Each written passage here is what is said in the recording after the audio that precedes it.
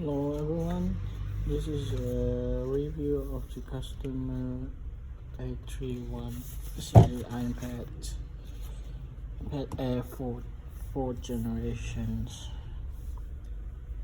A2072. So the problem that customer reported us was iPad wasn't able to charge. It doesn't deliver the power to the battery. So after diagnosed for some tests, and we found that the mainboard was the problem. So we informed customer for fixing mainboard. So and this is the after fixing the mainboard, and will be able to charge with no problems. Okay, there you go.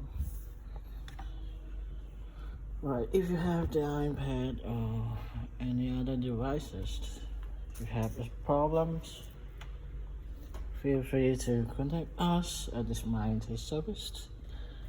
So, bye bye.